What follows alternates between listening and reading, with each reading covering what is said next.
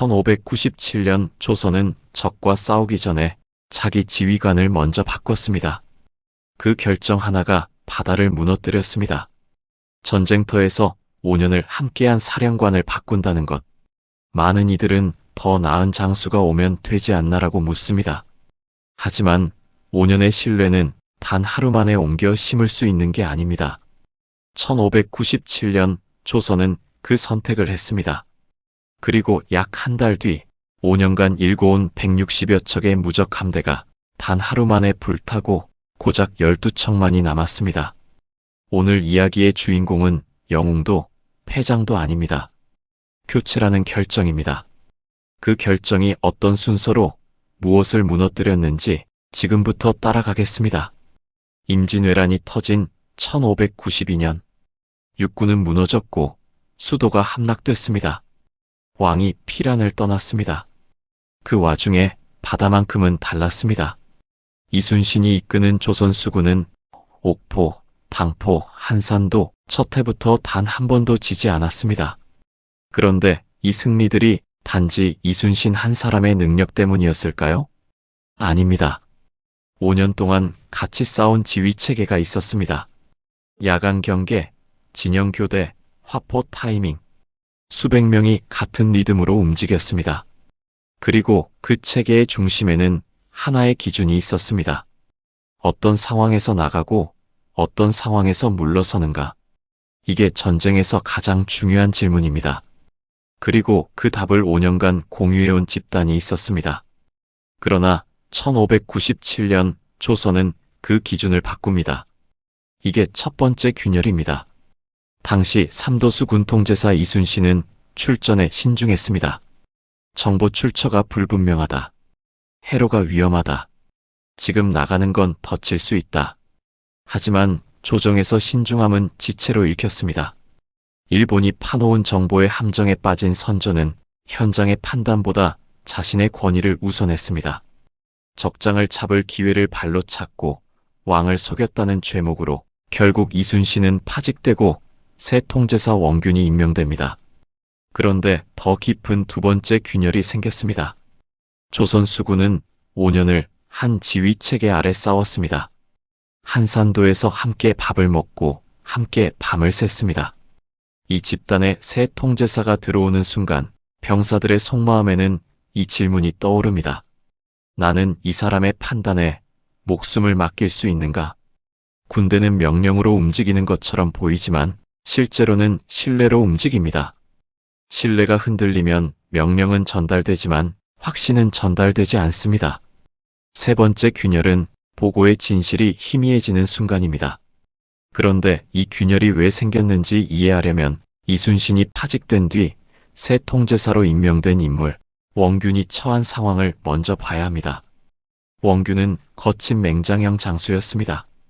임진왜란 초기 일본 수군을 상대로 전공을 세우기도 했고 거친 전장에서 살아남은 인물이었습니다. 하지만 정군을 통솔하는 사령관으로서의 능력과 전략적 안목은 이순신과 결이 달랐습니다. 그는 통제사가 되고 나서 현실을 마주합니다. 일본군의 거점이 촘촘합니다. 수군 단독으로 나가면 위험합니다. 원균은 조정에 장계를 올립니다. 육군이 먼저 가덕도를 쳐야 한다. 그래야 수군이 움직일 수 있다. 합리적인 판단이었습니다. 조정은 묵살합니다. 원균은 통제사가 되기 전 이순신이 나가지 않는 것을 비겁하다고 맹비난했습니다. 하지만 막상 그 자리에 앉아보니 바다는 함정이었고 적은 너무도 강했습니다. 결국 원균마저 이순신과 똑같은 이유로 출전을 거부하자 도원수 권율은 호언장담하던 때와 지금의 말이 다르다며 공개적으로 지휘관에게 곤장을 쳤습니다.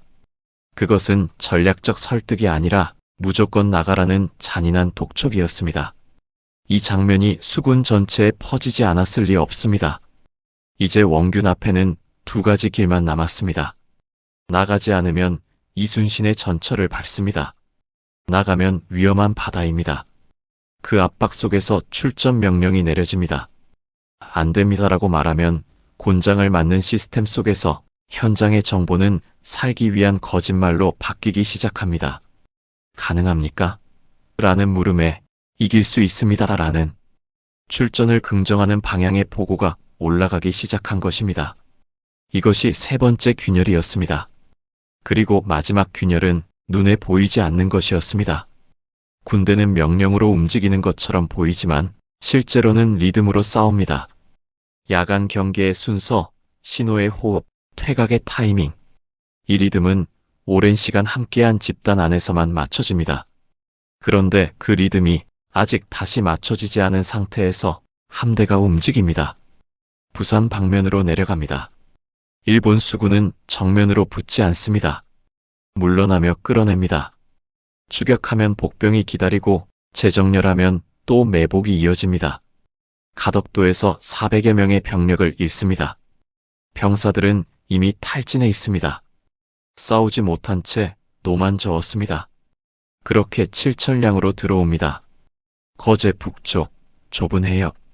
7월 15일 밤 달이 밝았습니다. 이틀을 쫓기고 굶은 병사들이 닻을 내리고 그 위에 쓰러집니다. 그리고 새벽 북소리가 울립니다. 잠에서 덜 깬 병사들이 일어섭니다. 하지만 이미 사방이 막혀 있습니다. 불화살이 날아들고 판옥선이 불탑니다.